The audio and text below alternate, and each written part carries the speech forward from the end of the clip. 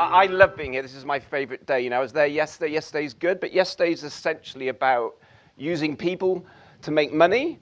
Today is about using money to make people's life better. I do both. I love both, but my life has got so much better. My business has got so much better. And I hope in a small way, in parts of the world, it's got better because of the stuff that we guys have all signed up to be doing today. As David said, my background is I set up Innocent with my two best friends. From the beginning, we set out, we talked about we wanted to sort of just sand off the rough edges of capitalism. That was about making sure that everything that we made was good, that it was made in a sustainable way, that all the employees were treated and made shareholders, and that we redistributed some of the profits. Over the course, actually, of us running the business, we gave 60% of our net profits to charity, but we made an ongoing commitment of a minimum of 10% each year. It still allowed us to sell our business to Coca Cola for 3/4 of a unicorn. So I don't say that to show off. I say that to show that we believe there is profit in ethics, and we wanted Innocent to be a case study of that. Everyone got rich, especially us, but we still gave away 60% of the net profits to charity. Mainly because, of course, corporations, they really value growth and volume. That's what they're buying into. And if you're showing that kind of trajectory, then you're going to get well rewarded for that.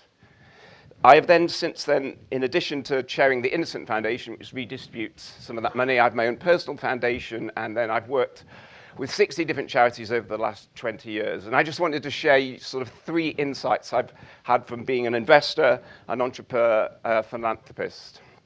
The first is, in my opinion, and I think you guys already know this is why you've signed up to be pledgers, it's going to be the most effective thing you can ever do with money. I had a guy come to us recently. He had a problem he wanted to help solve, which is that 5 million children die each year from acute malnutrition. He said, I actually know how to hack the current system and to stop that happening, but no one will give me the money for the trial. He said, everyone tells me that I should be trying to sort of tackle the underlying sort of problem, not the current symptoms. To which he said, I would say, yeah, but I get that, and we will. But in the meantime, can we just stop the kids dying?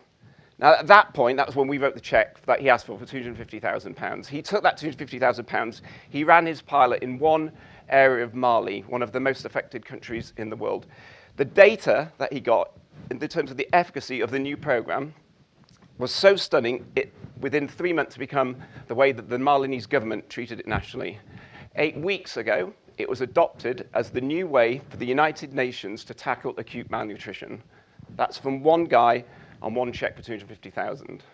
It's now become the new global standard for how kids are going to be prevented from dying from malnutrition.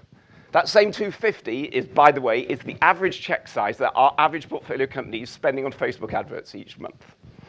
I've got no problem with that. I love Facebook. It's really helpful. It's just that with a gross margin of 88%, that's about £200,000 per month going to Mark Zuckerberg. That's a Ferrari a month for Zuckerberg, and I think he's okay. He's covered, right? He's fine.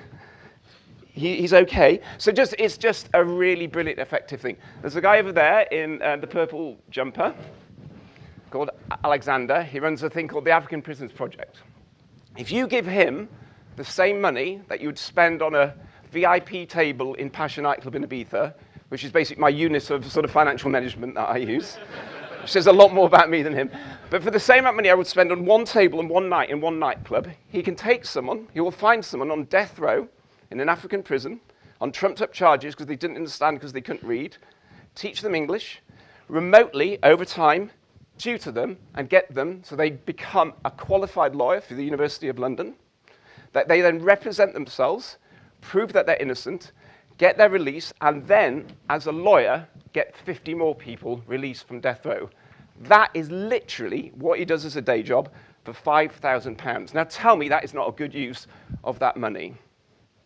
So it's massively, powerfully, excitingly effective. The second thing that I found, it's just made my life so much more interesting. Right? I have gone into rebel controlled areas of the DRC to meet the people that are fighting the guerrillas who are trying to kill the guerrillas, as in the David Attenborough guerrillas. I have actually, again through Alexander, I've spent time with 150 HIV-positive death row inmates in a maximum security Ugandan prison without a guard present, and realized I was amongst some of the most eloquent, charming, resourceful, resilient human beings I've ever had the pleasure to meet. I've traveled, and this is me now massively name-dropping, but I am a guy from Yorkshire that made it, and there's not many of us, and so I do delighted. So I've spent 5 days traveling around Africa with President Clinton on his plane. It's pretty cool. So giving, no one benefits more than the giver. I've got no problem with that. I love it. I'll take whatever's going, but it's so, so interesting. So I'm just so excited you guys are starting on that journey, and David and his team are going to find you the most sort of life-enhancing experiences you could possibly imagine. And then the third benefit is it just makes your business better. It made it better in every possible way. I don't want to sound negative, but I've been in the room with a lot of rich people, and there's this phrase I keep hearing, oh, charity's broken, charity's broken. And I just want to say, and I mean this in a sort of polite sense, bullshit is charity broken. Charity is the only thing that keeps the show on the road for us as the human species. I think that phrase, charity is broken, is a phrase that rich people use to justify to themselves and them not giving some money away. Charity is the most exciting, the most effective coalition of human beings you will find. I did a week with Greenpeace in the Amazon. Now, if you put it into context, Innocent, it takes 450 people at Innocent to make some orange juice and put it into a bottle and get it to the shops. The Greenpeace team in the Amazon are 11 people, and they are fighting and protecting an area the size of, well, the Amazon rainforest against the second most bloody and violent and corrupt industry in the world, which is the illegal logging industry.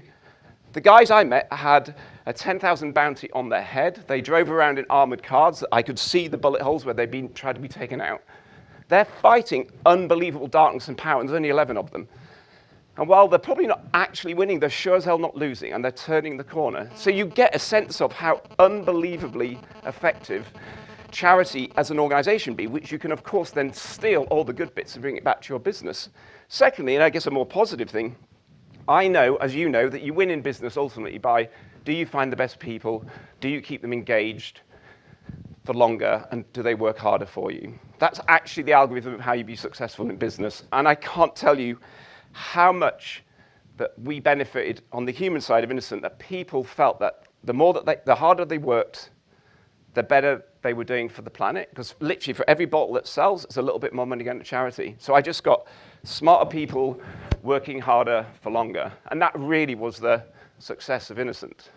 And so for me, that's my pitch. You know, and again, I apologize. I know I am literally preaching to the converted.